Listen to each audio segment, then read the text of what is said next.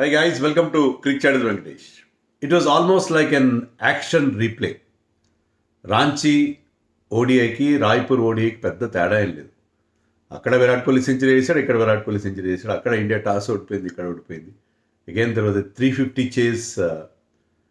అయితే ఫస్ట్ మ్యాచ్లో రాంచీలో మనం గెలిచాం 17 రన్స్ తేడాతో. ఇక్కడ సౌత్ ఆఫ్రికా గెలిచింది, లాస్ట్ ఓవర్లో గెలిచింది. It was a thriller of a చేస్. చాలా మంచి చేస్, చాలా చాలా చాలా ఎక్సైటింగ్గా సాగింది ఫస్ట్ మ్యాచ్ లాగానే. But south Africa this time manage to win this match. So India మరొకసారి 358 చేశారు. లాస్ట్ టైం 349 చేశారు, అయితే 358 చేశారు. కానీ అది కూడా సరిపోలేదు.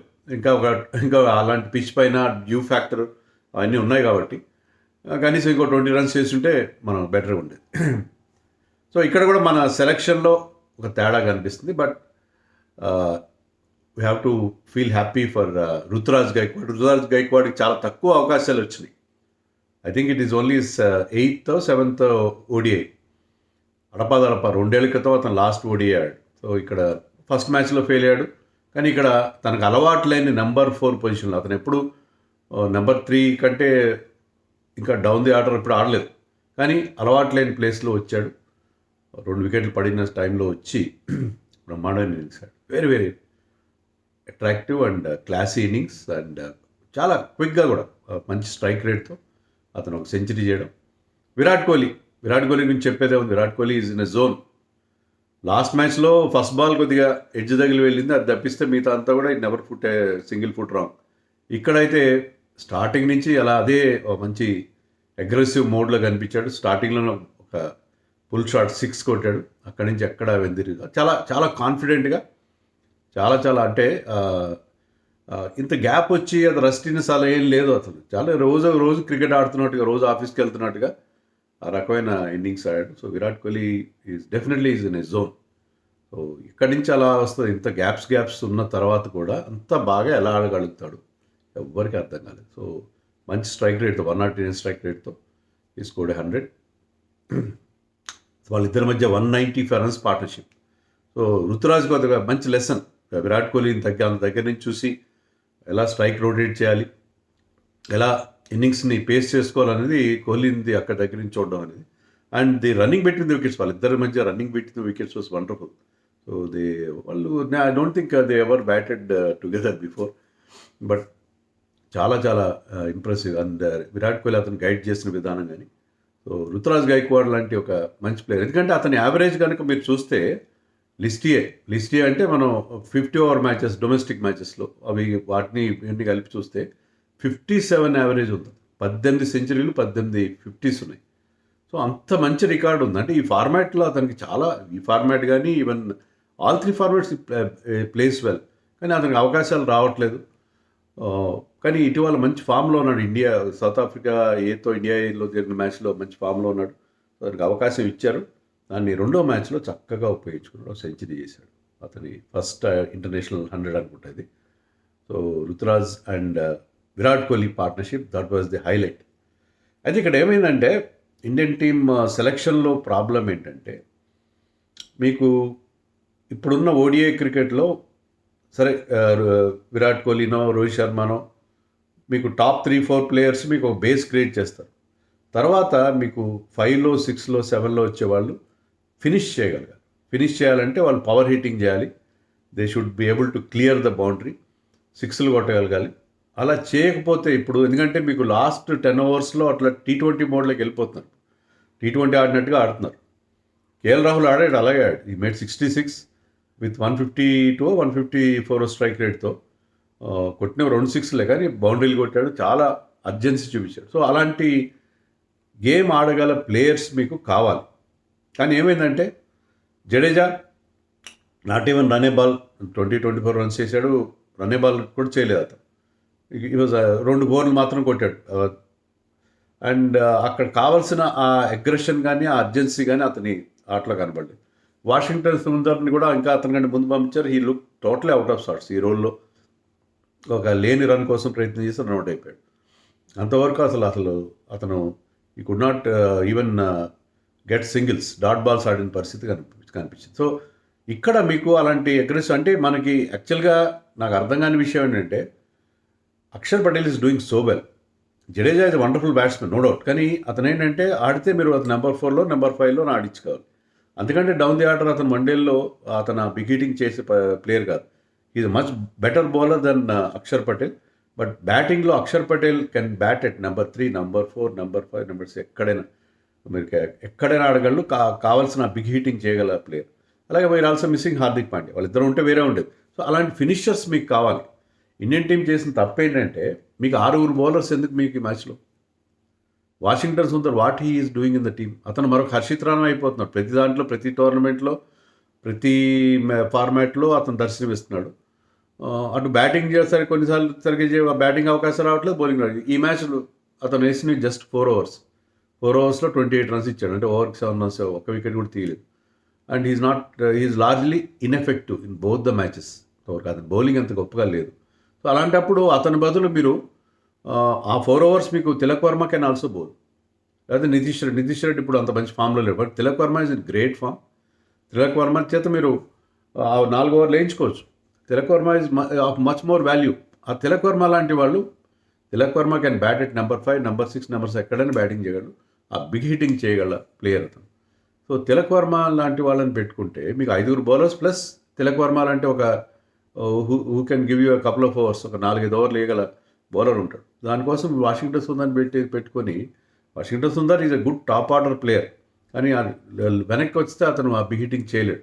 అది చాలా పెద్ద మిస్టేక్. చాలా పెద్ద మిస్టేక్. అది లాస్ట్ మ్యాచ్లో అది జరిగింది. లాస్ట్ మ్యాచ్లో కూడా వాషింగ్టన్ ఫెయిల్ అయ్యాడు, ఇక్కడ కూడా ఫెయిల్ అయ్యాడు. సో అది మనకి చాలా కాస్ట్లీగా పరిణమించింది. సో ఆ సెలక్షన్లో ఆ చిన్న లాజిక్లు ఎలా మిస్ అవుతున్నారు మీరు అంటే ఇప్పుడు విరాట్ కోహ్లీ, రోహిత్ శర్మ వీళ్ళు స్టార్టింగ్లో ఆడితే యశస్వి జైస్వాల్ ఆడిన తర్వాత మీకు చివరిలో మీకు ఆ బిగ్ హిట్టింగ్ కావాలి కదా ఇప్పుడు 1 డేస్లో. అందులోనూ వెన్ యూఆర్ లూజింగ్ టాసెస్ ఆ డ్యూ ఫ్యాక్టర్ ఉంది అలాంటప్పుడు. సో ఇది నాకైతే అర్థం కాలేదు. ఎనీవే ఇండియా మరొకసారి 20th టాస్ ఓడిపోయింది. టీంలో ఏం మార్పులు చేయలేదు. జైస్వాల్ ఎందుకో ఈ ఫార్మాట్లో క్యాచ్ కూడా ఇంపార్టెంట్ క్యాచ్ ఉంది. మార్క్రమ్ని 53 దగ్గర అతను క్యాచ్ వదిలేసాడు. చాలా costly Markram went to make a 100. So Jaiswal ఎందుకో కొద్దిగా ఈ టెస్ట్ సిరీస్లో కానీ ఇక్కడ కానీ కొద్దిగా లీన్ ఫేజ్లో ఉన్నాడు అతను. వన్స్ అగైన్ మార్క్ యాన్సన్ బౌలింగ్లో అవుట్ అయిపోయాడు. మార్క్ యాన్సన్ బౌలింగ్లో బౌన్సర్, అంటే మార్క్ యాన్సన్ చాలా వెల్ డైరెక్టెడ్ బౌన్సర్స్ చేస్తున్నాడు.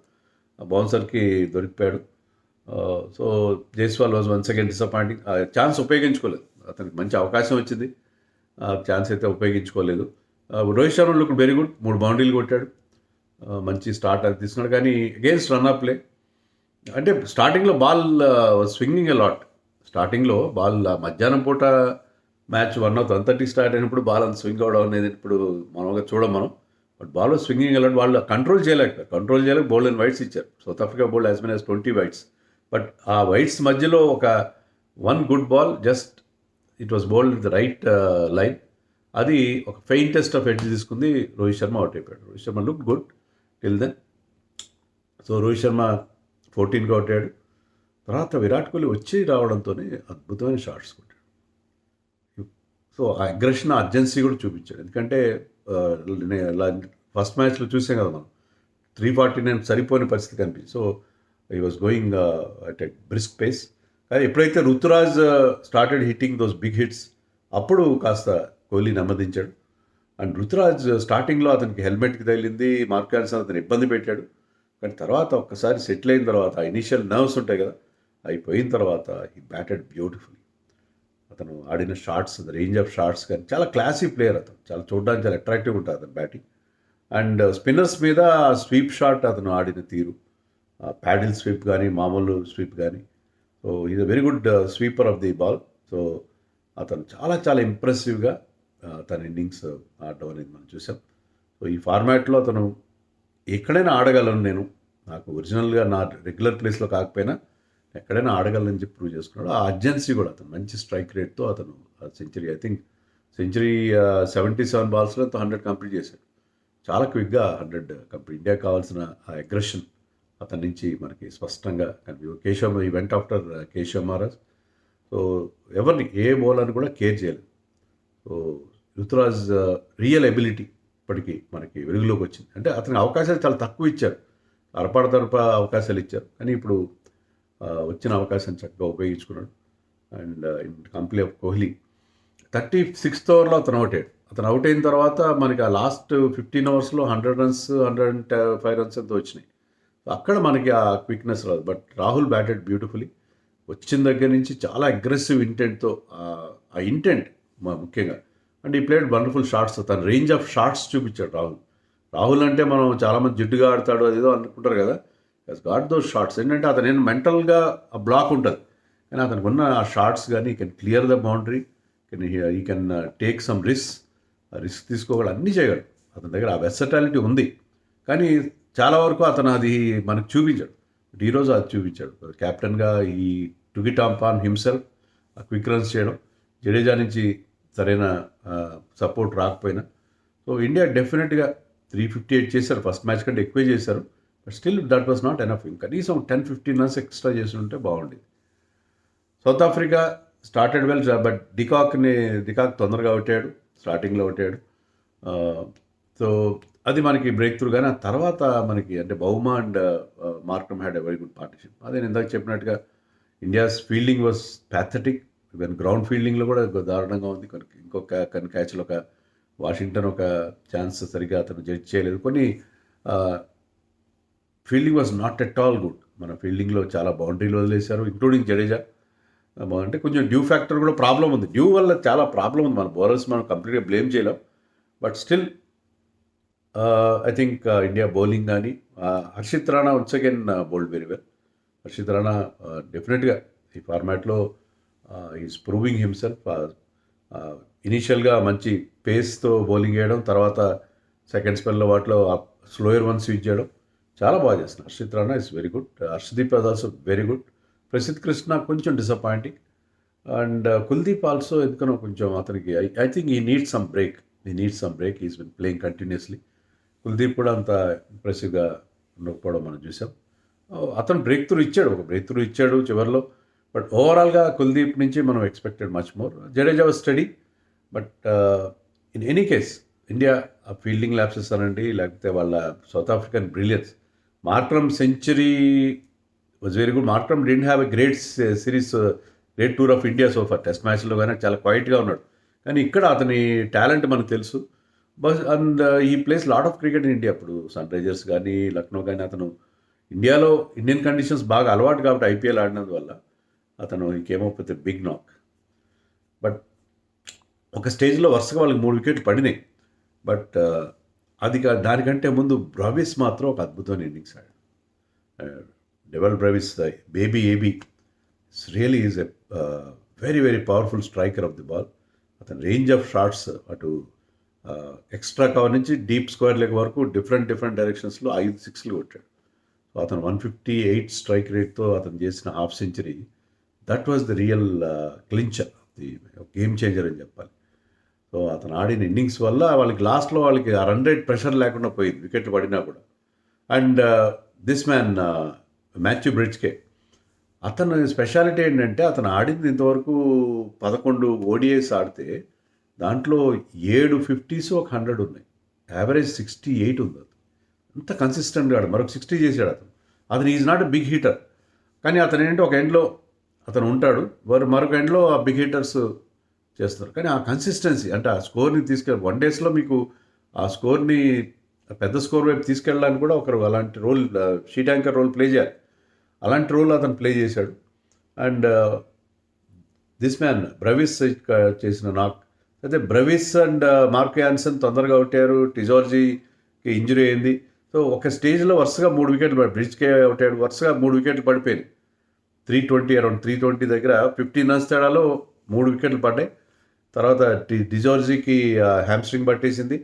ఆ స్టేజ్లో ఇండియా లుక్, ఎందుకంటే Keshav Maharaj and Corbin Bosch lost, తర్వాత ఏంటంటే నాండర్ బార్గర్ కూడా ఇంజరీ ఉంది. సో వాళ్ళు ఈ ఇంకొక పార్ట్నర్షిప్ బ్రేక్ అయితే సరిపోయింది. కానీ ఆ లాస్ట్ 15-20 రన్స్ వాళ్ళు 30 రన్స్ అనుకుంటా వాళ్ళకి ఏంటంటే Corbin Bosch was very good. Even last match also batted. వాళ్ళకున్న బ్యాటింగ్ డెప్త్, వాళ్ళకున్న ఆల్రౌండ్ ఎబిలిటీ వల్ల వాళ్ళు సేవ్ అయ్యారు. అతను సింగిల్స్ మాత్రం తీసాడు, పెద్ద షాట్స్ కోసం వెళ్ళలేదు. ఎందుకంటే రన్నే బాల్ కంటే తక్కువ ఉంది target, thanks to devil బ్రవిస్. So అతను చాలా చాలా చాలా కూల్గా దాన్ని స్కోర్ని ముందుకు తీసుకెళ్ళాడు.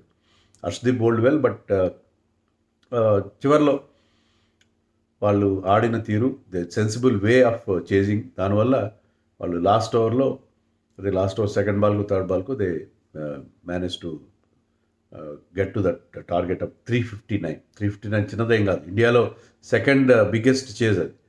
సో సౌత్ ఆఫ్రికాకి third biggest chase and successful chase.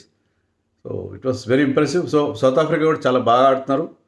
సరే, రుతురాజ్ సెంచరీ చేశాడు, కోహ్లీ సెంచరీ చేసి ఆయన మ్యాచ్ గెలవలేపాను, మన బాధ అనిపించిన సిరీస్ లెవెల్ అయింది. ఫైనల్ మన వైజాగ్లో 6th రోజున చాలా ఇంట్రెస్టింగ్, అంటే సిరీస్ డిసైడర్ ఉండబోతుంది. సో ఇదే రకంగా జరుగుతుంది. మళ్ళీ 21st టాస్ ఓడిపోయినా మరి ఎలా ఉన్నా సరే వైజాగ్ మ్యాచ్ మాత్రం very well setup by series is now 1-1 level అయింది కాబట్టి వైజాగ్ మ్యాచ్ చాలా ఇంట్రెస్టింగ్ ఉండే అవకాశం కనిపిస్తుంది.